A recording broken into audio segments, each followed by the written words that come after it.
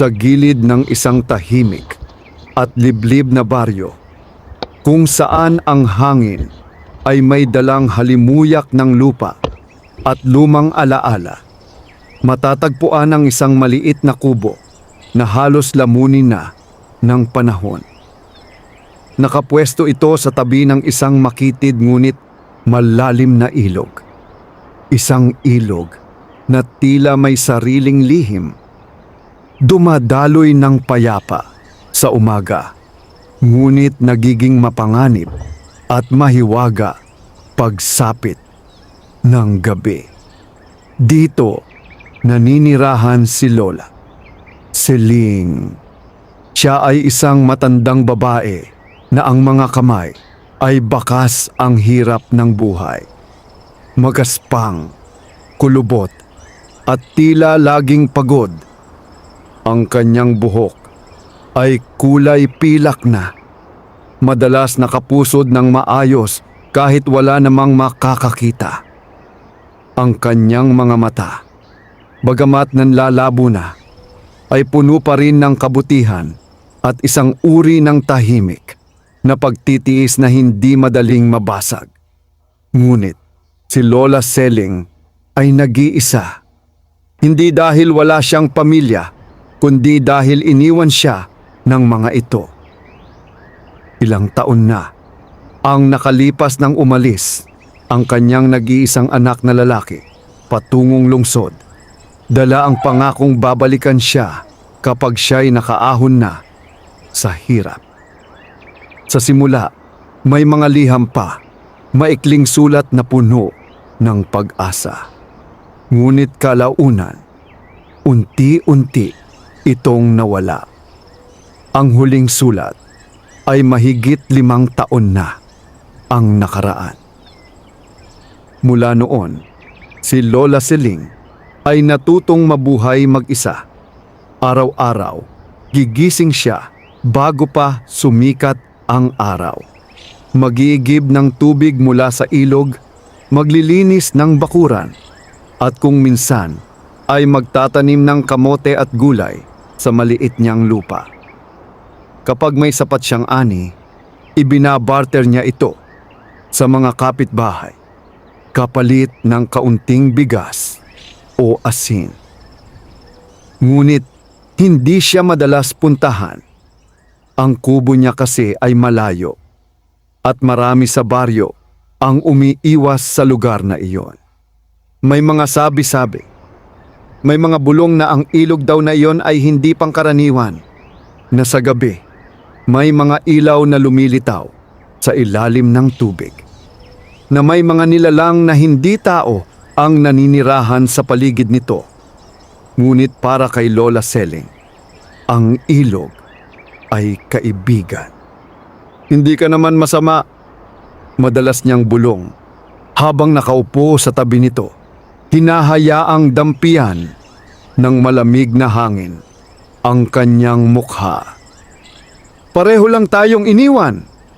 Isang hapon, habang ang araw ay papalubog na at ang langit ay kulay kahel at ube, nakaupo si Lola Seling sa harap ng kanyang kubo. Tahimik na tinatahi ang lumang damit na matagal na niyang ginagamit. Ang hangin ay tila mas malamig kaysa karaniwan, at ang paligid ay biglang naging kakaiba. Ang katahimikan, walang huni ng ibon, walang kuliglig, parang may naghihintay. Napatingin siya sa ilog. Sa una, akala niya ay guni-guni lamang, isang maliit na liwanag sa ibabaw ng tubig. Ngunit habang siya'y nakatitig, dumami ang mga ilaw. Maliit, kumikislap at tila sumasayaw sa ibabaw ng agos. Tumayo siya, bahagyang kinakabahan ngunit hindi umatras. May tao ba dyan? Mahinang tanong niya. Walang sumagot. Ngunit ang mga ilaw ay unti-unting lumapit sa pampang. At doon niya nakita 2 maliit na nilalang hindi hihigit sa isang dangkalang taas. May mapuputing balat na tila kumikinang sa dilim at may mga matang nagliliwanag na parang bituin. Pareho silang may suot na kakaibang kasuotan na gawa sa tila dahon at hibla ng ginto. Magkamukha sila, magkambal. Napaatras si Lola Seling, hindi dahil sa takot, kundi sa pagkagulat. "Diyos ko po!" bulong niya. Ang dalawang nilalang ay tumingin sa kanya. Sa kabila ng kanilang kakaibang anyo, walang bakas ng galit o panganib sa kanilang mga mukha. Sa halip, may kakaibang lambing sa kanilang mga mata. Isa sa kanila ang nagsalita, "Lola."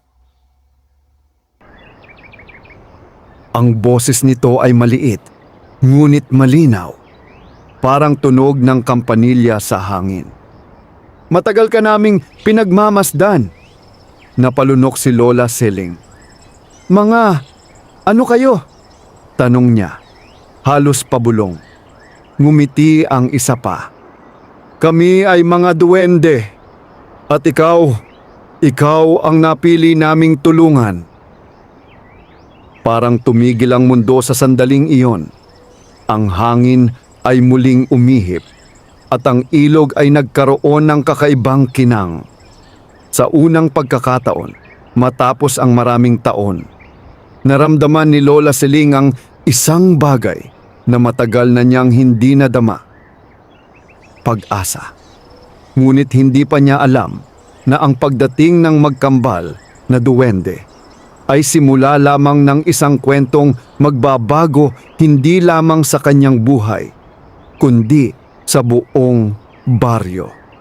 At sa likod ng kanilang pagdating, may lihim na unti-unting lalabas. Isang lihim na maaaring magdala ng himala o kapahamakan. Hindi agad nakapagsalita si Lola Seling.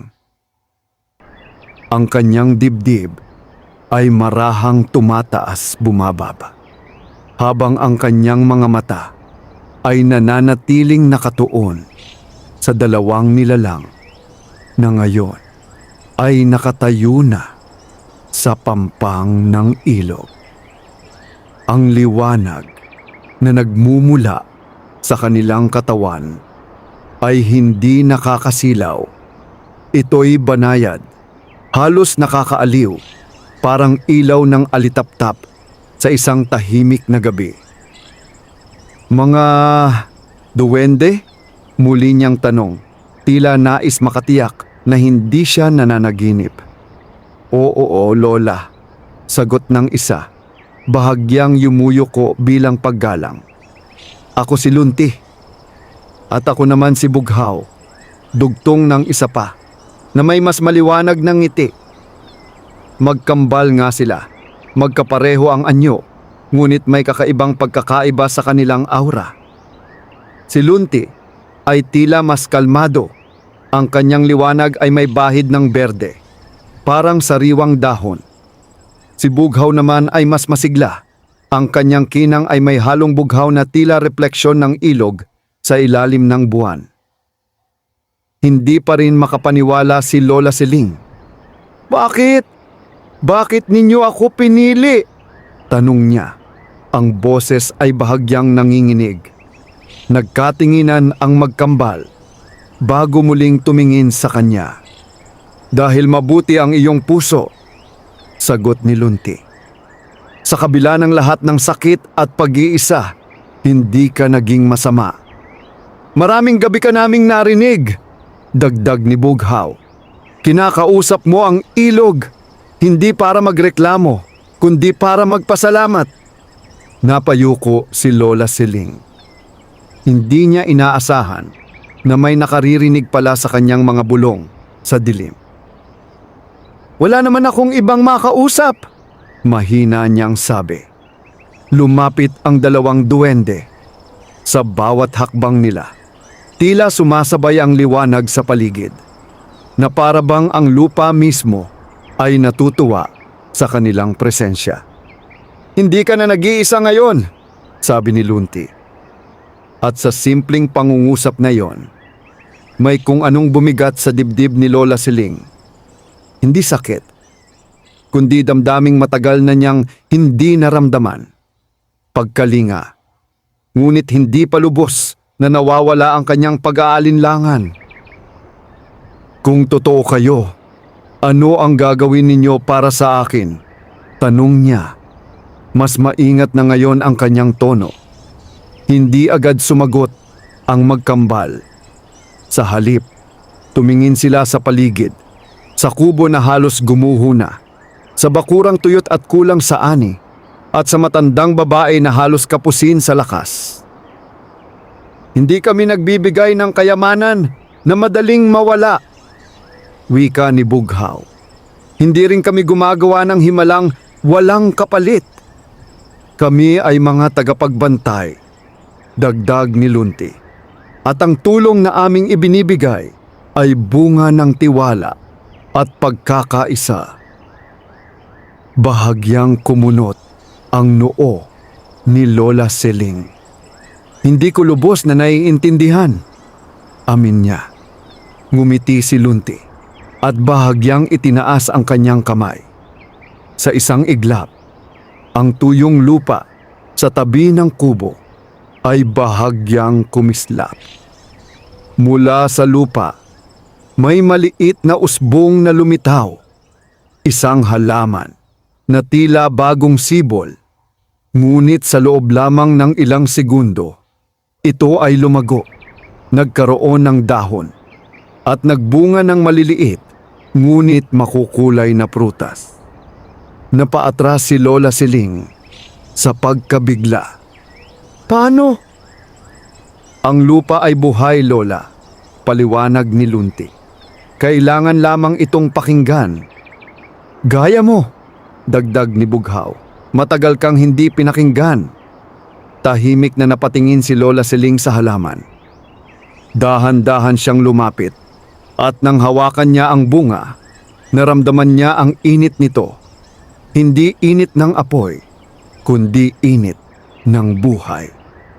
Isang patak ng luha ang tumulo sa kanyang pisngi. Hindi ko alam kung karapat-dapat ako sa ganito, mahina niyang sabi. Lumapit si Bughaw at marahang tumayo sa kanyang palad. Hindi lahat ng mabuti ay kailangang pagdudahan sa wika nito. Ngunit may isang bagay kang dapat tandaan. Seryosong dagdag ni Lunti. Unti-unting nawala ang ngiti sa kanyang mukha. Ang tulong namin ay may hangganan at may mga nilalang na hindi matutuwa sa aming ginagawa. Napatigil si Lola Siling. Anong ibig mong sabihin? Nagkatinginan ang magkambal at sa unang pagkakataon, may bahid ng pag-aalala sa kanilang mga mata. May iba pang mga nilalang sa paligid ng ilog. Sabi ni Bughaw, hindi lahat ay mabuti. At matagal na nilang binabantayan ang lugar na ito, dagdag ni Lunti. Ngayon na kami ay nagpakita sa iyo, maaaring magbago ang lahat. Biglang lumamig ang hangin. Ang ilog na kanina'y payapa ay tila bahagyang umalon, kahit walang hangin na malakas. Napalingon si Lola Siling sa tubig. At sa sandaling iyon, may nakita siyang kakaiba. Isang anino. Sa ilalim ng ilog. Mabilis itong nawala, ngunit sapat na iyon upang magdulot ng kakaibang takot sa kanyang puso. Hindi tayo nag-iisa, bulong niya. Hindi sumagot ang magkambal, ngunit ang kanilang katahimikan ang siyang nagpatibay sa kanyang hinala. Ang gabi ay tuluyang bumalot sa paligid. At sa unang pagkakataon matapos ang maraming taon, si Lola Siling ay hindi lamang nakaramdam ng pag-asa, kundi pati ng panganib. Hindi na muling nakatulog si Lola Siling ng gabing iyon. Humiga man siya sa kanyang lumang papag, nanatiling gising ang kanyang diwa. nakikinig sa bawat galaw ng hangin, bawat lagaslas ng tubig sa ilog, at bawat munting kaluskos sa paligid ng kanyang kubo. Ang dati pamilyar at payapang tunog ng gabi ay tila nagbago. Naging mas mabigat, mas puno ng kahulugan. Sa kanyang tabi, nakaupo sina Lunti at Bughaw. Hindi sila natutulog. Ang kanilang munting katawan ay patuloy na naglalabas ng mahinang liwanag, sapat upang bahagyang mapawi ang dilim sa loob ng kubo. Ngunit sa kabila ng kanilang presensya, hindi pa rin tuluyang nawawala ang kaba sa puso ng matanda. "Hindi ka ba pagod?" Mahinang tanong ni Lola Seling habang nakatitig sa kisame na halos matuklap na ang kawayan. Umiling si Bughaw. "Hindi tulad ninyo ang aming katawan, Lola. Ngunit nararamdaman namin ang takot." Napalingon siya sa kanila. "Kung ganoon, ano ang nakita ko kanina sa ilog?" Sandaling natahimik ang magkambal. Si Lunti ang unang nagsalita. "Hindi pa namin tiyak kung ano iyon. Ngunit may matagal ng presensya sa ilalim ng tubig." "Matagal na?" ulit ni Lola Siling, bahagyang napaupo. "Oh," sagot ni Bughaw. "Ngunit hindi ito nagpapakita noon. Tahimik lamang, nagmamasid." "Bakit ngayon lang?" tanong niya, halos pabulong. Hindi agad sumagot si Lunti. Sa halip, tumingin ito sa pintuan ng kubo na tila may inaabangang hindi nakikita. "Dahil sa amin," sa wakas ay sagot niya. "Ang paglabas namin sa iyong harapan ay parang apoy sa dilim. May mga nilalang na naaakit dito at may mga nilalang na nagagalit." Unti-unting bumigat ang pakiramdam ni Lola Siling. Hindi niya inaasahan na ang pagdating ng tulong ay may kasamang ganitong panganib. "Kung ganoon, dapat ba kayong umalis?" tanong niya. May bahid ng lungkot sa kanyang tinig. Agad umiling si Bughaw. "Hindi ka namin iiwan. At hindi pa tapos ang aming layunin," dagdag ni Lunti. Bago pa makapagsalita si Lola Seling, isang malakas na tunog ang biglang umalingaw-ngaw mula sa ilog. Parang may bumagsak o may umangat. Napalingon silang lahat. Ang hangin ay biglang tumigil. Ang mga dahon sa paligid ay hindi gumagalaw. At ang ilog, na dati marahang umaagos, ay tila naging salamin na walang galaw. Dahan-dahang tumayo si Lola Seling kahit ramdam niya ang panghihina ng kanyang tuhod. "Manatili ka sa loob," utos ni Lunti. Ang kanyang boses ay mas mabigat na ngayon. Ngunit hindi siya nakinig. May kung anong humihila sa kanya palabas. Isang kakaibang pakiramdam na hindi niya maipaliwanag. Paglabas niya ng kubo, agad niyang napansin ang pagbabago. Ang langit ay tila mas madilim kaysa karaniwan at ang buwan ay natatakpan ng manipis na ulap. Ang paligid ay parang nabalot ng isang uri ng katahimikan na hindi likas sa mundo. At ang ilog, ito ay kumikislap, ngunit hindi tulad ng kanina. Ang liwanag ngayon ay mas malamig, mas maputla, at tila may kasamang babala. Unti-unting lumapit si Lola Siling sa pampang. Kasunod niya ang magkambal na duwende, na ngayon ay mas alerto. Ang kanilang liwanag ay bahagyang tumindi. "Lola, huwag kang lalapit pa," babala ni Bughaw. Ngunit huli na. Mula sa ilalim ng tubig, may unti-unting umaangat. Isang anyo. Hindi ito malinaw. Parang anino na may hugis, ngunit walang mukha. Ang katawan nito ay tila gawa sa usok at tubig. Patuloy na nagbabago, ngunit malinaw ang isang bagay. Nakatingin ito sa kanya. Napahinto si Lola Siling. Ang kanyang puso ay malakas ang tibok, ngunit hindi siya makagalaw. Sa wakas, isang boses ang umalingaw-ngaw. Hindi ito nanggaling sa hangin, hindi rin sa lupa. Ito ay tila nanggaling mismo sa loob ng kanyang isipan. May nagising na! Napapikit si Lola Siling. Pilit hinahanap ang lakas ng loob. Sino ka? Tanong niya, kahit nanginginig ang kanyang boses. Ang anyo sa tubig ay bahagyang gumalaw. Matagal na kitang pinagmamasdan! Biglang sumigaw si Bughaw. Tumigil ka! Sa isang iglap, ang liwanag mula sa magkambal ay lumakas at parang may puwersang tumulak sa hangin palayo sa ilog. Ngunit hindi umatras ang anino. Sa halip, lalo itong naging malinaw. At sa sandaling iyon, may nakita si Lola Siling na nagpatigil ng kanyang hininga. Sa loob ng anino, may anyo ng isang tao. Isang matandang lalaki. At ang kanyang mukha, pamilyar. Hindi niya alam kung paano, ngunit parang nakita na niya ito noon. Hindi ito dapat, bulong ni Lunti. Hindi pa siya handa, dagdag ni Bughaw. Ngunit tila hindi nakikinig ang nilalang. Ang dugo mo, patuloy ng boses. Hindi ka pangkaraniwan, matanda. Napaatras si Lola Siling.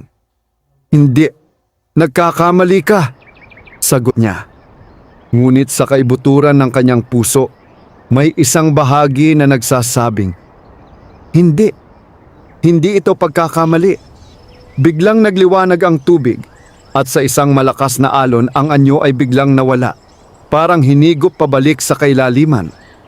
Ang ilog ay muling bumalik sa normal. Ang hangin ay umihip muli. At ang gabi ay tila nagpatuloy na parang walang nangyari. Ngunit ang katahimikan ngayon ay mas mabigat, mas mapanganib. Dahan-dahang lumingon si Lola Siling sa magkambal. Ano yon? Tanong niya. Hindi agad sumagot si Lunti. Sa halip, tumingin ito sa ilog na tila may malalim na iniisip. Isang bantay! Sa wakas ay sabi niya. Ngunit hindi na ito ang dati naming kilala, dagdag ni Bughaw. Napalunok si Lola Siling. At ang sinabi niya, tungkol sa akin, nagkatinginan ng magkambal. May lihim sa kanilang mga mata. Isang lihim na tila matagal na nilang itinatago. Panahon na para malaman mo ang totoo, Lola, wika ni Lunti. Ngunit bago pa niya maitanong ang susunod na salita, isang malamig na hangin ang muling dumaan. At mula sa malayo, sa kailaliman ng kagubatan, may narinig silang isang mahinang halakhak. Hindi ito masaya. Hindi ito tao. At tiyak, hindi ito nag-iisa. Ang halakhak na iyon ay hindi agad nawala.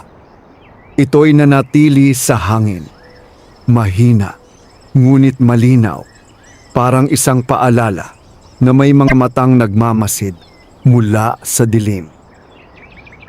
Napahigpit ang kapit ni Lola Siling sa kanyang damit habang unti-unti siyang umatras, palayo sa ilog. Pumasok tayo sa loob, mahinang sabi ni Lunti. Ngunit ang kanyang tinig ay may bigat na hindi maitago. Hindi na tumutol si Lola Siling. Sa loob ng kubo, muling bumalik ang katahimikan. Ngunit hindi na ito ang payapang katahimikan na dati niyang kilala. Ngayon bawat anino ay tila may kahulugan. Bawat sulok ay parang may tinatagong lihim. Umupo si Lola Siling sa kanyang papag. habang ang magkambal ay nakatayo sa lumang mesa na gawa sa kawayan. "Sabihin ninyo sa akin ang totoo," direkta niyang wika. "Hindi na ako bata para lokohin at lalong hindi ako duwag para umiwas sa katotohanan." Nagkatinginan sina Lunti at Bughaw. Sa pagkakataong ito, walang pag-aalinlangan sa kanilang mga mukha. Tanging seryosong pagnanais na ihayag ang matagal nang itinatago. Ang ilog na ito, panimula ni Lunti, ay hindi lamang simpleng daluyan ng tubig. Ito ay isang hangganan, dugtong ni Bughaw. Isang lugar kung saan nagtatagpo ang mundo ng tao at ng mga nilalang na hindi ninyo nakikita. Tahimik na nakinig si Lola Seling. "Matagal nang may nagbabantay sa ilog na ito," patuloy ni Lunti. "Isang sinaunang nilalang na may tungkuling panatilihin ang balanse sa pagitan ng dalawang mundo. Ngunit ang nilalang na nakita mo kanina," huminto si Bughaw. Tila pinipili ang tamang salita, "ay hindi na ang dati naming kilala." "Bakit?" agad na tanong ni Lola Seling. "Dahil may nangyari sa nakaraan," sagot ni Lunti. "Isang pangyayari na nagbago sa kanyang anyo at sa kanyang layunin." Unti-unting bumigat ang hangin sa loob ng kubo. "At ano ang kinalaman ko doon?" tanong ng matanda. Mas mariin na ngayon ang kanyang tinig. Hindi agad sumagot ang magkambal. Sa halip, sabay silang tumingin sa kanya. Diretso sa kanyang mga mata na para bang sinusukat ang kanyang lakas ng loob. "Hindi ka basta-basta napunta rito, Lola," wika ni Bughaw. "Ang lupaing ito, ang ilog na ito, ay konektado sa iyong dugo," dagdag ni Lunti. Parang tumigil ang oras. "Ano ang ibig mong sabihin?" tanong niya. Halos pabulong. Dahan-dahang lumapit si Lunti. "May mga bagay na hindi mo naaalala," sabi nito. "Mga alaala na matagal nang natabunan ng panahon o sadyang itinago." Napapikit si Lola Seling. Sa kanyang isipan, may mga larawan na tila pilit lumilitaw. Malabo, hindi buo, ngunit may pamilyar na pakiramdam. Isang batang babae, isang matandang lalaki, at ang ilog. "Hindi," mahina niyang bulong. "Hindi ko maalala." "Dahil may pumigil sa iyong maalala," sagot ni Bughaw. "Para protektahan ka," dagdag ni Lunti.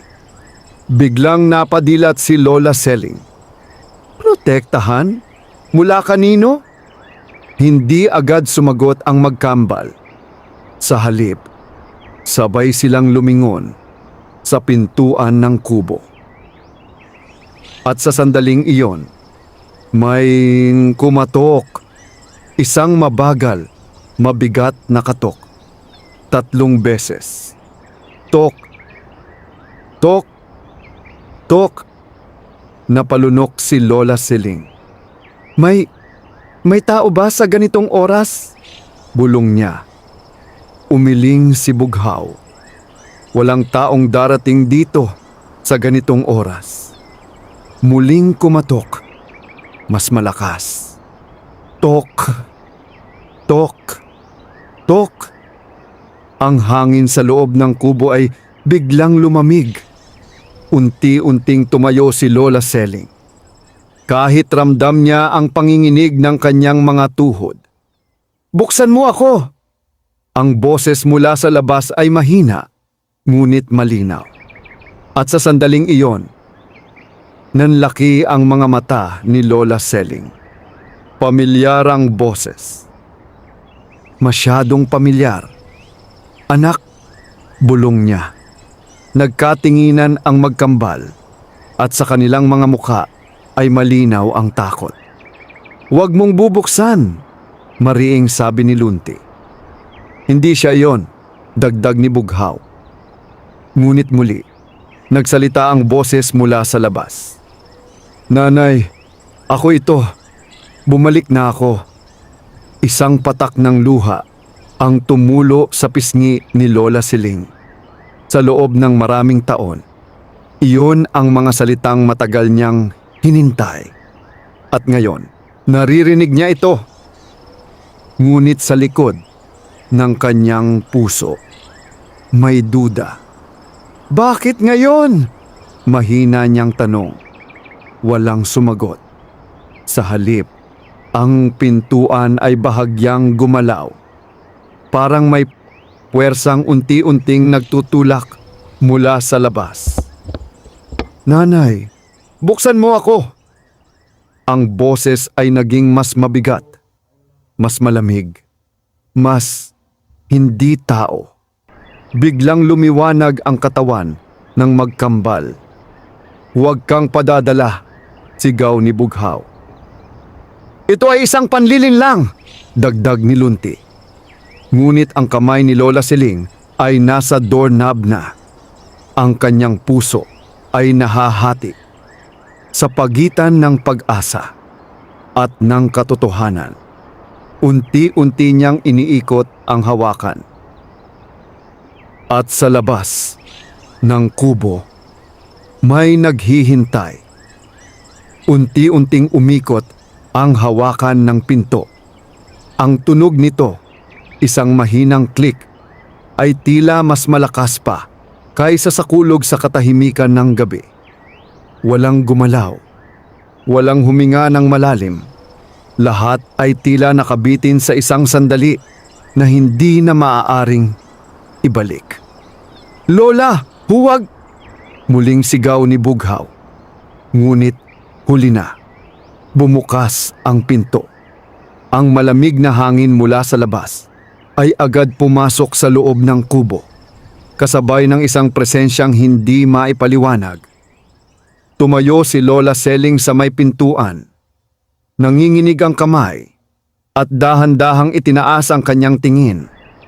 At doon niya siya nakita. Isang lalaki. Payat, bahagyang nakayuko at tila pagod na pagod.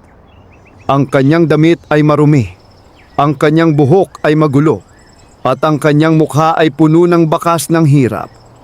Ngunit walang duda. Anak, bulong ni Lola Siling. Ang kanyang tinig ay basag sa damdamin. Ang lalaki ay ngumiti. Ngunit ang ngiting iyon ay hindi umabot sa kanyang mga mata. O nanay, sagot niya. Ako ito. Isang sandali ng katahimikan ang lumipas. At pagkatapos, biglang tumulo ang luha ni Lola Siling. Hindi niya napigilan ang sarili. Sa loob ng maraming taon, iyon ang mukha na paulit-ulit niyang hinanap sa kanyang alaala. Ang tinig na iyon, ang kanyang pinangarap, marinig muli. Lumapit siya. Ngunit bago pa niya tuluyang maabot ang lalaki, biglang tumalon si Lunti sa pagitan nila. Tumigil ka! Mariing sigaw nito. Napatigil si Lola Siling. Lunti, anong ginagawa mo? Anak ko siya! Sagot niya. May halong galit at pagkalito. Umiling si Lunti. Ang kanyang liwanag ay biglang tumindi. Hindi mo siya anak. Parang tinamaan ng kidlat si Lola Siling. Ano? Sa likod ni Lunti, si Bughaw ay lumapit din. Ang kanyang mga mata ay nakatuon sa lalaki sa pintuan. Kung ikaw nga siya, malamig na wika ni Bughaw, sabihin mo sa amin, ano ang huling sinabi mo sa iyong ina bago ka umalis? Sandaling natahimik ang lalaki. Ang kanyang nangiti ay nanatili, ngunit bahagyang nagbago ang kanyang anyo. Napakaliit, halos hindi mapapansin, ngunit sapat upang makaramdam ng kakaibang kaba. Si Lola Siling. Hindi ko kailangang patunayan ang sarili ko sa inyo, sagot niya. Mas mababa na ang tono ng kanyang boses. Nanay, muli niyang wika, ngayon ay mas malambing. Ako ito, hindi mo ba ako nakikilala? Napaatras si Lola Siling. Ang kanyang puso ay naguguluhan. Ang kanyang mata ay nagsasabing oo. Ngunit ang kanyang loob may tinatanggi. Sabihin mo, mahina niyang sabi. Nanginginig ang kanyang boses. Ano ang sinabi mo sa akin noon? Sandaling tumahimik ang lalaki. At sa unang pagkakataon, nawala ang kanyang ngiti. Ang kanyang mga mata ay unti-unting nagdilim. Hindi mahalaga ang nakaraan. Malamig niyang sagot. At doon, nabasag ang pag-asa ni Lola Siling. Hindi iyon ang sagot. Hindi iyon ang anak niya. Biglang lumiwanag ang katawan ni Lunti at Bughaw. Sabay nilang itinaas ang kanilang mga kamay. Umalis ka, sigaw ni Lunti. Sa isang iglap, may isang malakas na hangin na sumabog mula sa loob ng kubo. Tumama sa lalaki sa pintuan. Ang kanyang katawan ay bahagyang umuga. At sa sandaling iyon, ang kanyang anyo ay kumislap. At lumitaw ang totoo. Ang kanyang muka ay unti-unting nabaluktot, parang tinutunaw na kandila. Ang kanyang balat ay naging parang usok, at ang kanyang mga mata ay naging itim, walang puti, walang liwanag. Napasinghap si Lola Selling. Hindi ka... Ngunit hindi na niya natapos ang kanyang salita.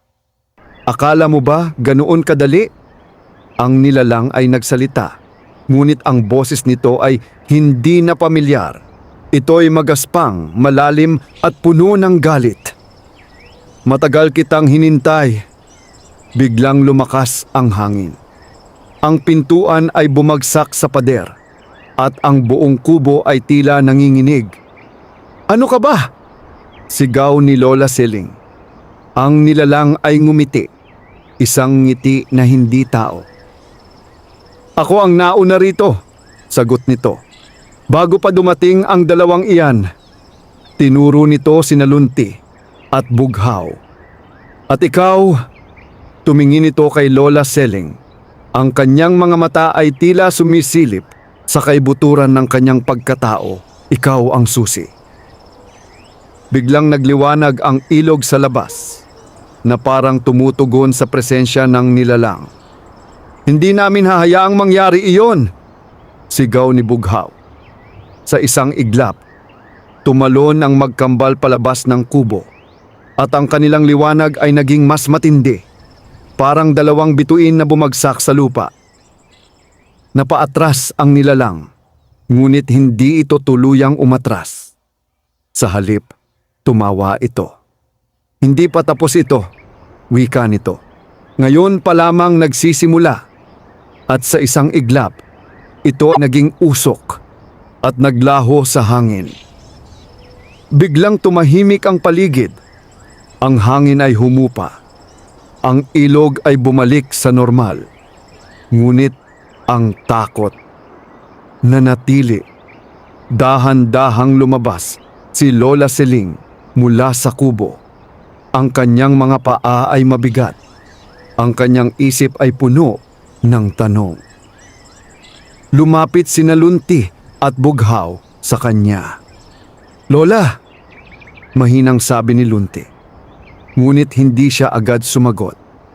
Sa halip, tumingin siya sa ilog.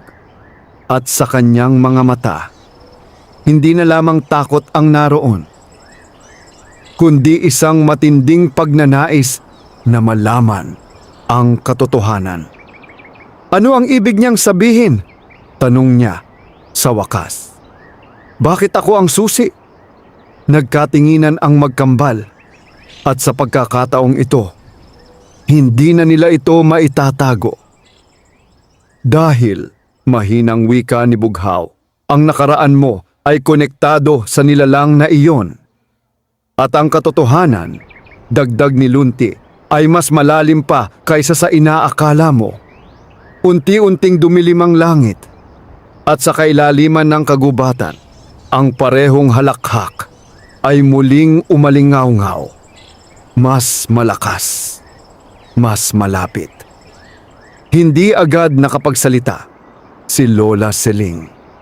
Ang mga salitang binitawan ni Lunti at Bughaw ay tila bumalot sa kanyang isipan. Paulit-ulit na umuukit ng tanong na matagal nang nakabaon sa kanyang pagkatao. Sino nga ba talaga siya? Ang malamig na hangin ng gabi ay dumaan sa kanyang balat, ngunit hindi niya ito alintana. Nakatingin lamang siya sa ilog na ngayon ay tila mas tahimik, ngunit mas malalim ang ipinahihiwatig. Hindi ko maintindihan, mahina niyang sabi. Paano ako magiging susi? Isa lang akong matanda, iniwan, walang halaga. Hindi totoo yun. Agad na sagot ni Bughaw. Ang kanyang tinig ay may halong pagdidiin. Ang halaga mo ay hindi nasusukat sa kung paano ka tinrato ng iba. Lumapit si Lunti. May mga bagay na itinago sa iyo, Lola. Wika niya. Hindi dahil nais kang lokohin, kundi dahil may mga kapangyarihang hindi dapat nagigising nang wala sa tamang panahon. Napapikit si Lola Seling. Kung ganoon, bakit ngayon? Tanong niya. Dahil nagising na sila, sagot ni Bughaw. At hindi na namin kayang pigilan ang paglapit ng panganib nang hindi mo nalalaman ang katotohanan. Dahan-dahang umupo si Lola Seling sa isang lumang kahoy sa tabi ng kubo. Ang kanyang mga kamay ay nanginginig, hindi dahil sa lamig, kundi sa bigat ng nalalapit na katotohanan. Ano ang kailangan kong gawin? Tanong niya. Mas matatag na ang kanyang tinig. Nagkatinginan ang magkambal. At sa unang pagkakataon, may bakas ng pag-aalinlangan sa kanilang mga mukha. Kailangan mong maalala, sabi ni Lunti, hindi sa pamamagitan ng isip, kundi sa pamamagitan ng puso. Dagdag ni Bughaw. Bahagyang kumunot ang noo ni Lola Seling. Paano? Lumapit si Lunti at marahang tumalon sa kanyang palad. May isang lugar, wika nito. Sa ilalim ng ilog, biglang napatingin si Lola Seling. Sa ilalim? Tumango si Bughaw.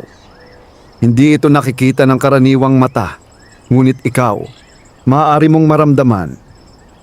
Napailing si Lola Seling.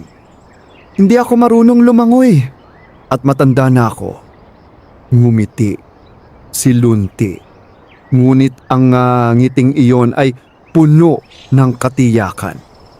Hindi mo kailangang lumangoy. Bago pa siya makapagtanong, biglang nagliwanag ang kamay ni Lola Seling. Ang kamay na kinatatayuan ni Lunti. Isang mainit na pakiramdam ang kumalat mula sa kanyang palad, umakyat sa kanyang braso, at tumagos sa kanyang dibdib. Napasinghap siya. Ano ito? Isang paalala, sagot ni Bughaw. Ang kung sino ka. Unti-unting nagbago ang kanyang paningin. Ang paligid ay tila lumabo at ang tunog ng hangin at ilog ay nawala. Sa halip, may mga larawan. Isang batang babae na tumatakbo sa tabi ng ilog. Isang matandang lalaki na nakatayo sa gitna ng tubig. Ang kanyang mga mata ay nagliliwanag. At ang batang iyon, siya. Hindi! Bulong ni Lola Seling. Ngunit hindi pa tapos. Sa alaala, nakita niya ang sarili. Bata pa, nakatayo sa harap ng matandang lalaki. Makinig ka, Seling, sabi ng lalaki. Ikaw ang huling tagapagmana ng bantay ng ilog. Nanlaki ang mga mata ni Lola Seling. Hindi ko maalala ito. May mga nilalang na magtatangkang kunin ang kapangyarihang ito. Patuloy ng lalaki. Kapag dumating ang panahon, kailangan mong piliin kung sino ang iyong pagkakatiwalaan. Biglang nagdilim ang alaala. Isang malakas na sigaw. Tubig na kumikilos ng marahas na at ang mukha ng parehong nilalang na nakita niya kanina. Ngunit mas malinaw, mas buhay, mas tao. Napasinghap si Lola Seling at biglang napabalik sa kasalukuyan. Ang kanyang dibdib ay mabilis ang paghinga at ang kanyang mga mata ay puno ng takot at pagkagulat. Ako, hindi niya maituloy ang kanyang salita. Lumapit sina Lunti at Bughaw. "Naalala mo na!" Mahinang sabi ni Lunti. Napailing si Lola Siling. Hindi ko matanggap. Ako raw ang tagapagmana, dugtong ni Bughaw. Tahimik ang paligid. Ngunit sa pagkakataong ito, ang katahimikan ay hindi lamang puno ng takot.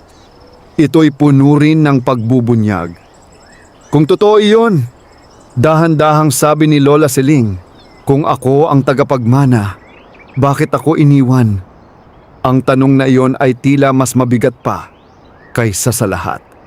Sandaling natahimik ang magkambal. "At iyon," sabi ni Lunti, "ang bahagi ng katotohanan na hindi pa namin kayang sabihin." Biglang lumamig ang hangin. Mula sa ilog, muling may kumislap na liwanag. Ngunit hindi na ito banayad. Ito'y mas malakas, mas mapanganib. "At wala na tayong oras," dagdag ni Bughaw. Ang kanyang boses ay puno ng babala. Dahan-dahang tumayo si Lola Seling. Sa kanyang mga mata, may pagbabago. Ang dating takot ay unti-unting napapalitan ng katatagan. "Kung ako ang susi," wika niya, "hindi na ako tatakbo." Tumingin siya sa ilog. "At kung kailangan kong harapin ang nakaraan ko, gagawin ko." Sa kailaliman ng tubig, may muling gumalaw. At sa pagkakataong ito, hindi na ito nagtatago. Ang ilog ay hindi na tulad ng dati. Habang nakatayo si Lola Seling sa pampang, ramdam niya ang kakaibang pulso ng tubig. Parang may tibok, parang may buhay na hindi lamang likas sa kalikasan. Ang malamig na simoy ng hangin ay tila may dalang bulong, hindi malinaw, ngunit sapat upang magdulot ng kakaibang pakiramdam sa kanyang dibdib. "Handa ka na ba?" tanong ni Lunti. Ang kanyang tinig ay kalmado ngunit may bahid ng pag-aalala.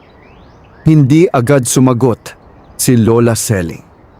Sa kanyang harapan, ang ilog ay tila mas madilim, ngunit sa ilalim nito ay may liwanag, mahina, ngunit malinaw, parang may nag-aanyaya.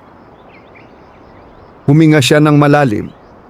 "Hindi ko alam kung handa ako," sagot niya, "pero hindi na ako pwedeng umatras." Ngumiti si Bughaw, ngunit hindi ito ang masayang ngiti na ipinapakita nito kanina. Ito'y ngiting puno ng paggalang. "Iyan ang unang hakbang," wika niya. Lumapit ang magkambal sa gilid ng tubig. Sabay nilang itinaas ang kanilang mga kamay. At sa isang iglap, ang ilog ay bahagyang nagliwanag. Ang agos nito ay humina at ang ibabaw ng tubig ay naging tila salamin, hindi gumagalaw, hindi kumikilos. "Hindi ito simpleng pagpasok," paliwanag ni Lunti. "Ang makikita mo roon ay hindi lamang lugar, kundi mga alaala. At hindi lahat ng alaala ay madali mong matatanggap," dagdag ni Bughaw. Tahimik na tumango si Lola Seling. Kung iyon ang kailangan, haharapin ko. Dahan-dahan siyang lumapit sa tubig. Ang kanyang paa ay nanginginig habang inilalapit niya ito sa ilog. Ngunit nang tuluyan niyang maramdaman ang tubig. Hindi ito malamig. Ito ay mainit. Parang yakap. Napatingin siya sa magkambal. "Bakit ganito?" tanong niya. "Dahil tinatanggap ka nito," sagot ni Lunti. At sa sandaling iyon, nawala ang kanyang takot. Isa-isa siyang humakbang papasok sa ilog. Hindi siya lumubog. Sa halip, ang tubig ay tila bumuka, parang isang pintuan na unti-unting nagbubukas para sa kanya. Ang liwanag sa ilalim ay lumakas at ang paligid ay nagbago. Ang gabi ay nawala. Ang kubo ay nawala. Ang mundo ay napalitan ng isang malawak na espasyo ng liwanag at anino. Nakatayo si Lola Seling sa gitna ng isang lugar na hindi niya maipaliwanag, parang loob ng alaala, ngunit mas malinaw, mas buhay. Sa kanyang harapan, isang malaking pintuan, gawa sa bato, may mga ukit na hindi niya maintindihan, ngunit may kakaibang pakiramdam ng pagiging pamilyar. "Lola," narinig niyang tawag ni Bughaw. Kahit hindi niya nakikita ang mga ito, iyan ang pintuan ng iyong nakaraan. "Kapag binuksan mo iyan," dagdag ni Lunti, "wala nang babalikan." Dahan-dahang lumapit si Lola Seling sa pintuan. Ang kanyang kamay ay bahagyang nanginginig habang inilalapit niya ito sa malamig na bato. "Kung ito ang kailangan para malaman ko ang katotohanan," bulong niya, "handa na ako." At sa isang marahang galaw, hinawakan niya ang pintuan. Sa sandaling iyon, biglang nagliwanag ang buong paligid. Ang mga ukit sa pintuan ay kumislap at isang malakas na tunog ang umalingaw-ngaw, parang isang sinaunang bagay na muling nagising matapos ang mahabang panahon. Unti-unting bumukas ang pintuan at sa loob, isang eksena, isang alaala, isang gabi na puno ng ulan at sigaw. Nakita niya ang sarili, bata pa, umiiyak sa gilid ng ilog. At sa harapan niya, ang matandang lalaki mula sa kanyang alaala. Ngunit hindi siya nag-iisa. May isa pang nilalang, mas bata, ngunit ang kanyang mga mata ay madilim, puno ng galit at pagnanasa. At iyon ang simula, bulong ni Lunti. "Ang pagkawasak!" dagdag ni Bughaw. Napanood ni Lola Seling ang eksena. "Hindi mo siya dapat turuan!" sigaw ng batang lalaki. "Hindi mo naiintindihan," sagot ng matandang lalaki. "Ang kapangyarihang ito ay hindi para sa iisa lamang. Ito ay para sa balanse." Ngunit hindi nakinig ang bata. Sa kanyang kamay, may hawak siyang isang bagay. Isang madilim na bato na tila sumisipsip ng liwanag sa paligid. "At kung hindi mo ibibigay sa akin," malamig niyang wika, "ako ang kukuha." Biglang kumilos ang tubig. Ang ilog ay nagalit. Ang hangin ay umingay. At sa isang iglap, ang batang lalaki ay sumugod. "Hindi!" sigaw ng batang si Seling. Ngunit huli na.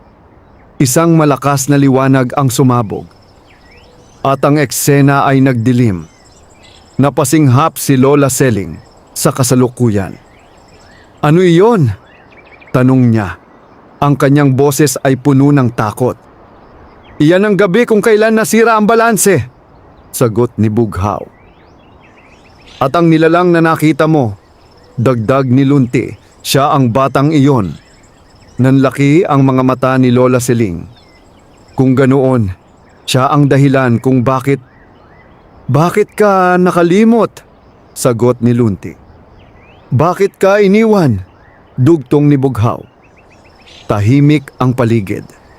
Ngunit ang katahimikan ngayon ay puno ng bigat ng katotohanan. At hindi pa iyon ang lahat, sabi ni Lunti. Biglang kumislap muli ang pintuan. May mas malalim pa, wika ni Bughaw. Dahan-dahang tumingin si Lola Siling sa loob ng pintuan. At sa pagkakataong ito, may isa pang alaala na naghihintay. Mas madilim, mas mapanganib, at mas personal. Hindi umatras si Lola Siling. Sa kabila ng bigat ng kanyang nasaksihan, nanatili siyang nakatayo sa harap ng pintuan. Ang kanyang mga mata ay puno ng pag-aalinlangan. Ngunit mas nangingibabaw ang kanyang determinasyon. Kung may mas malalim pa, mahina niyang sabi, kailangan kong makita. Ang liwanag mula sa pintuan ay unti-unting nagbago. Kung kanina ito'y maliwanag at malinaw, ngayon ay nagkaroon ito ng bahid ng dilim. Parang ang liwanag mismo ay may tinatagong anino. Mag-ingat ka, babala ni Lunti. Ang kanyang tinig ay mas mabigat kaysa dati. Ang susunod mong makikita ay hindi lamang alaala, dagdag ni Bughaw. Ito ay pagsubok. Huminga ng malalim si Lola Siling. At kung hindi ko ito harapin? Tanong niya. Sandaling natahimik ang magkambal. Mananatili kang hindi buo, sagot ni Lunti. At ang nilalang na yon ay lalong lalakas, dugtong ni Bughaw. Iyon na ang sagot na kailangan niya. Dahan-dahan siyang humakbang papasok sa liwanag. Sa isang iglap, ang mundo ay muling nagbago. Ang lupa sa ilalim ng kanyang paa ay naging basa at malamig. Ang hangin ay mabigat, puno ng amoy ng ulan at lumang kahoy. Nang magbukas siya ng mata, napansin niyang siya ay nasa loob ng isang kubo. Ngunit hindi ito ang kanyang kasalukuyang tirahan. Ito ay mas bago, mas maayos, at puno ng buhay. Nasaan ako? Bulong niya. Sa isang alaala na matagal mong itinago, sagot ni Bughaw, na tila nasa hangin lamang. Sa isang sulok, nakita niya ang isang batang babae. Nakaupo, tahimik. Hawak ang isang maliit na laruan na gawa sa kahoy. Siya iyon. Ngunit may kakaiba. Ang batang si Siling ay hindi umiiyak. Hindi rin siya masaya. Sa halip, siya ay tila nag-iisa kahit may mundo sa paligid. Biglang bumukas ang pinto ng kubo. Isang lalaki ang pumasok, ang kanyang anak. Ngunit mas bata, mas buhay. Nanay, sabi nito, nakangiti. Napatigil si Lola Siling. Hindi ito totoo, bulong niya. Ngunit ang eksena ay nagpatuloy. Lumapit ang batang si Siling sa lalaki at niyakap ito. Kuya! Masayang sigaw ng bata. Nanlaki ang mga mata ni Lola Siling. Kuya, hindi niya maalala iyon. Hindi niya maalala na may kapatid siya. Biglang sumikip ang kanyang dibdib. Hindi, wala akong kapatid, pilit niyang sabi. Ngunit sa harap niya, malinaw ang katotohanan. May isang batang lalaki. At siya ay mahalaga. Lumapit ang matandang si Lola Siling sa eksena. Tila hinahanap ang sagot. Ano ito? Tanong niya. Ito ang katotohanang itinago sa iyo, sagot ni Lunti. At ito ang pagsubok, dagdag ni Bughaw. Biglang nagbago ang eksena. Ang kubo ay nagdilim. Ang hangin ay lumamig. At ang batang lalaki, ang kuya, ay unti-unting nagbago. Ang kanyang ngiti ay nawala. Ang kanyang mga mata ay naging madilim at sa kanyang kamay, lumitaw ang parehong madilim na bato. Hindi patas bulong nito. Bakit siya at hindi ako? Napaatras si Lola Seling. Siya, mahina niyang sabi. Siya ang nilalang sa ilog. Oo, sagot ni Lunti. Ang iyong kapatid, dagdag ni Bughaw. Parang gumuho ang mundo sa kanyang harapan. Hindi maaari. Ngunit ang alaala ay hindi nagsisinungaling. Siya ang unang pinili. Patuloy ni Bughaw. Ngunit hindi niya tinanggap ang responsibilidad. Pinili niya ang kapangyarihan, hindi ang balanse, dagdag ni Lunti. Unti-unting nagdilim ang paligid. Ang batang lalaki ay sumigaw at ang kanyang anyo ay tuluyang nagbago. Mula sa tao, naging isang anino. Ang parehong anino na nakita ni Lola Seling sa ilog. Kung hindi ako ang pipiliin, sigaw nito, walang ibang pipiliin. Biglang sumabog ang liwanag. At ang eksena ay naglaho. Napabalik si Lola Seling sa harap ng pintuan. Hingal na hingal, ang kanyang mga mata ay puno ng luha. Siya, ang kapatid ko! Bulong niya. Oo! Sagot ni Lunti. At ikaw ang pumalit sa kanya, dagdag ni Bughaw. Tahimik siyang napaupo. Ang lahat ng kanyang alaala, ang kanyang pag-iisa, ang kanyang pag-abandona ay biglang nagkaroon ng ibang kahulugan. Kung ganoon, mahina niya sabi, hindi ako iniwan. Sandaling natahimik ang magkambal. Hindi sa paraang iniisip mo, sagot ni Lunti. Pinili kang ilayo, dagdag ni Bughaw, upang hindi ka mahanap ng iyong kapatid. Unti-unting pumikit si Lola Seling. Ang kanyang puso ay mabigat, ngunit sa unang pagkakataon, may malinaw na sagot. Ngunit bago pa siya makapagsalita, biglang umalingaw-ngaw ang isang pamilyar na boses. Akala mo ba matatapos ito sa alaala? Ang pintuan ay biglang nagdilim at mula sa loob nito, may lumabas ang anino. Ngunit ngayon, mas malinaw na ang anyo nito. Mas malapit, mas mapanganib. At ngayon na alam mo na ang katotohanan, malamig nitong wika, mas madali ka nang sirain. Napatingin si Lola Seling. Sa pagkakataong ito, hindi na siya umatras. Sa kanyang mga mata, may luha, ngunit may apoy. Hindi na ako matatakot sa iyo, wika niya. Ngunit ang anino ay ngumiti.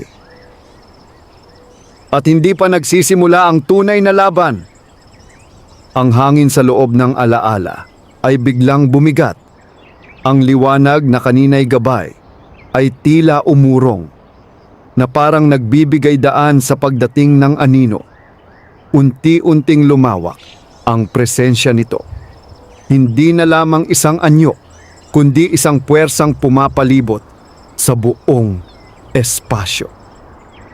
Nakatayo si Lola Seling sa harap nito. Hindi na siya ang matandang babae na nanginginig sa takot. May bakas pa rin ng pangamba sa kanyang mga mata, ngunit mas malinaw na ngayon ang kanyang tindig. Matatag. Handang humarap sa katotohanan. Ikaw, mahinang sabi niya, ikaw ang kapatid ko. Ang anino ay bahagyang gumalaw. Sa loob ng madilim nitong anyo, muling lumitaw ang pamilyar na mukha. Ang batang lalaki mula sa kanyang alaala. Ngunit mas tumanda, mas malamig, at puno ng galit. Kapatid, ulit nito, tila nilalasap ang salita. Matagal nang patay ang katawagang iyon. Napahigpit ang kamao ni Lola Siling. Hindi, hindi pa huli ang lahat, sagot niya.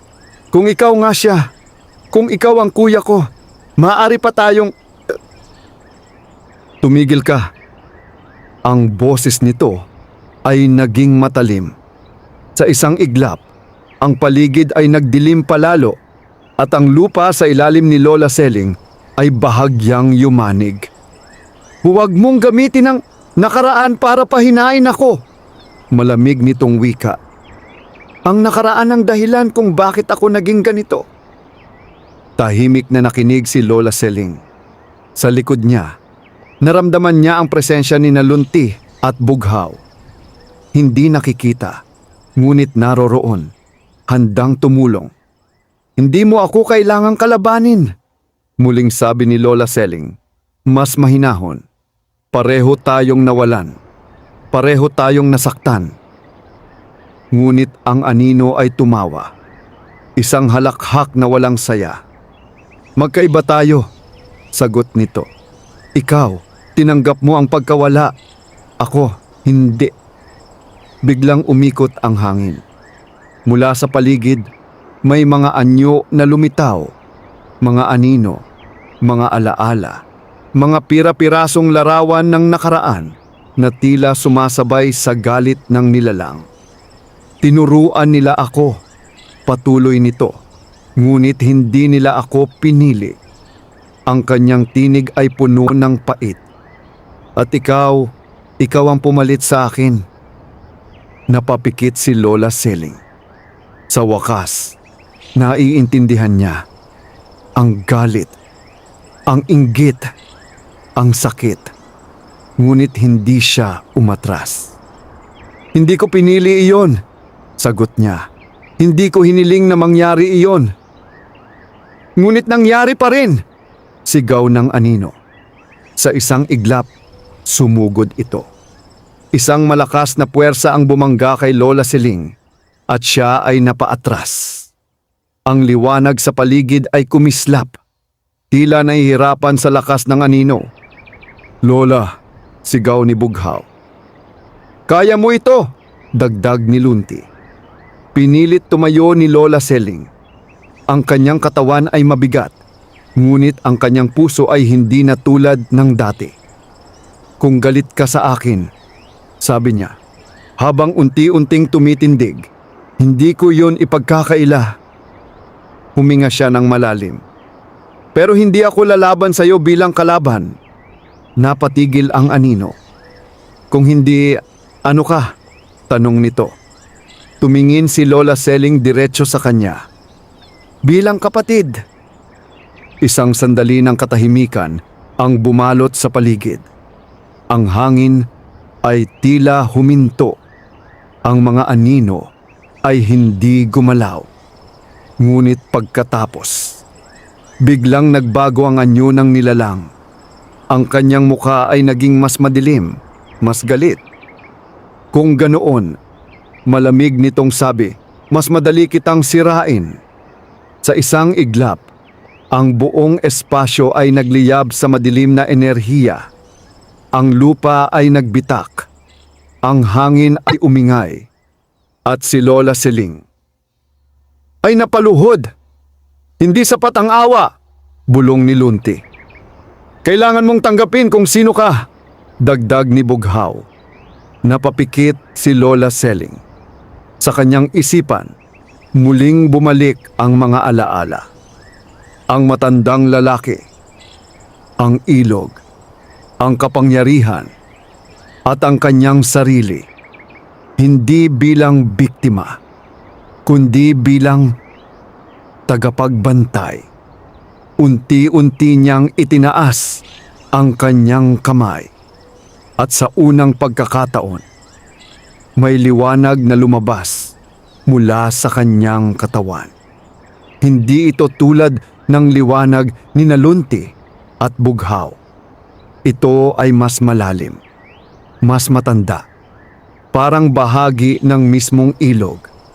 Nanlaki ang mga mata ng anino. Sa wakas, bulong nito, Ngunit hindi ito tuwa. Ito'y babala. Tumayo si Lola Siling. Sa kabila ng kanyang edad, ang kanyang tindig ay parang isang mandirigma na matagal nang naghihintay sa laban na ito. Hindi ako lalaban para sirain ka, wika niya. Lalaban ako para pigilan ka. Ang liwanag sa kanyang paligid ay lumakas. At ang ilog, kahit nasa loob lamang sila ng alaala, ay tila sumagot. Sa unang pagkakataon, nagsimula ang tunay na laban. Ang liwanag at dilim ay nagsalpukan sa loob ng espasyong iyon na hindi na lamang alaala kundi isang larangan ng kapangyarihan. Ang anyo ni Lola Siling ay tila nagbago. Hindi man sa pisikal, ngunit sa kanyang presensya. Ang dating tahimik at marupok na matanda ay ngayon ay may dalang bigat ng isang sinaunang tungkulin. Sa kanyang harapan, ang kanyang kapatid, ang nilalang na nilamon ng galit, ay nagliliyab sa madilim na enerhiya. Akala mo ba kaya mo akong pigilan? Malamig nitong wika. Ang kanyang tinig ay tila sabay-sabay na bulong at sigaw, umaalingaw-ngaw sa buong espasyo. Hindi sumagot si Lola Siling. Sa halip, ipinikit niya ang kanyang mga mata, hindi upang umiwas, kundi upang makinig. Sa loob ng kanyang katahimikan, naramdaman niya ang ilog, ang agos nito, ang lalim nito, ang buhay na dumadaloy hindi lamang sa tubig, kundi sa lahat ng bagay na konektado rito. Unti-unti niyang itinaas ang kanyang kamay, at ang liwanag ay tumugon. Hindi ito sumabog. Hindi ito marahas. Ito ay marahan, ngunit hindi matitinag. Hindi kita kailangang sirain, mahinahon niyang sabi. Ngunit hindi na kita hahayaang sirain ang iba. Biglang sumugod ang anino. Sa pagkakataong ito, hindi na umatras si Lola Siling. Sa halip, itinapat niya ang kanyang kamay at mula rito ay lumabas ang isang alon ng liwanag na direktang sumalubong sa dilim. Nagbanggaan ang dalawang puwersa. Ang espasyo ay yumanig. Ang mga alaala sa paligid ay tila nabasag at muling nabuo. Mga piraso ng nakaraan na umiikot sa kanilang dalawa, parang saksi sa laban na matagal nang nakatakda. Hindi mo naiintindihan, sigaw ng kanyang kapatid. Ang kapangyarihang ito ay dapat sa akin. At iyon ang dahilan kung bakit hindi ka pinili, sagot ni Lola Siling. Ang kanyang tinig ay hindi galit. Ito ay matatag. Ang kapangyarihan ng ilog ay hindi para sa sarili.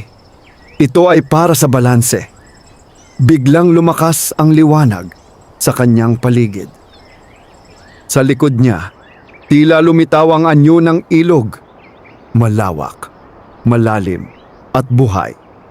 Ang kanyang kapatid ay napaatras, ngunit hindi sumuko. Kung hindi ako ang may hawak nito, bulong nito, walang sino man ang magkakaroon. Sa isang iglap, ang dilim ay sumiklab. Mas malakas, mas mapanganib.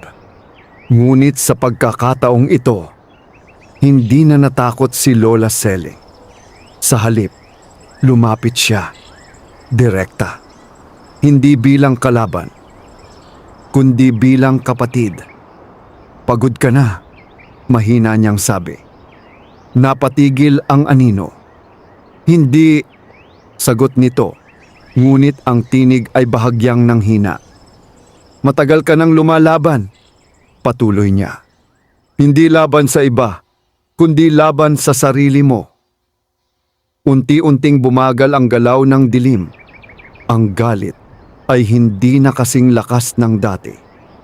Kung gusto mong matapos ito, sabi ni Lola Siling, Hindi mo kailangang manalo. Isang sandali ng katahimikan. Ang buong espasyo ay tila naghihintay. At ano ang kailangan kong gawin? Tanong ng anino. Sa unang pagkakataon ay walang galit ang boses. Lumapit si Lola Siling. Sa pagitan nila, ang liwanag at dilim ay naghalo. Hindi na naglalaban, kundi nagkakasalubong. Kailangan mong bumitaw, sagot niya. Ang mga salitang iyon ay tila mas mabigat pa kaysa sa anumang kapangyarihan. Napayuko ang anino. Sa loob ng kanyang anyo, muling lumitaw ang mukha ng batang lalaki, ang kapatid na matagal nang nawala. Hindi ko alam kung paano, mahina nitong sabi. Isang luha ang tumulo mula sa mata ni Lola Siling. At hindi mo kailangang gawin mag-isa. Dahan-dahan niyang inilapit ang kanyang kamay. Sandaling nag-atubili ang nilalang. Ngunit pagkatapos, unti-unti itong lumapit at sa sandaling nagdikit ang kanilang mga kamay, isang malakas na liwanag ang sumabog. Hindi ito nakakasakit. Ito ay nagpapalaya. Ang dilim ay unti-unting naglaho. Hindi bilang pagkatalo, kundi bilang paghilom. At sa gitna ng liwanag, ang anyo ng kanyang kapatid ay naging malinaw. Hindi na anino, kundi isang kaluluwang matagal nang nawawala. Salamat, bulong nito. At sa isang huling liwanag, ito ay nawala. Hindi bilang kaaway, kundi bilang kapatid na sa wakas ay nakalaya. Unti-unting bumalik ang katahimikan. Ang espasyo ay naglaho. At si Lola Siling ay muling napunta sa pampang ng ilog. Ang gabi ay tahimik. Ang hangin ay banayad. At ang ilog ay payapa. Lumapit sina Lunti at Bughaw sa kanya. Tapos na, mahinang sabi ni Bughaw. Ngunit umiling si Lola Siling. Hindi pa, sagot niya. Tumingin siya sa ilog. Sa kanyang mga mata, may bagong liwanag. Ngayon pa lamang nagsisimula. Ang kanyang kamay ay bahagyang nagliwanag. Hindi na bilang tanda ng alaala, kundi bilang patunay ng kanyang pagtanggap. Siya na ngayon ang tagapagbantay. Hindi dahil siya ang pinili, kundi dahil tinanggap niya. At sa kailaliman ng ilog, may isang banayad na liwanag na muling sumiklab. Hindi bilang babala, kundi bilang pangako. Ang laban ay hindi lamang tungkol sa dilim. Ito ay tungkol sa pagpili ng liwanag sa bawat araw. At si Lola Siling ay handa na. Wakas.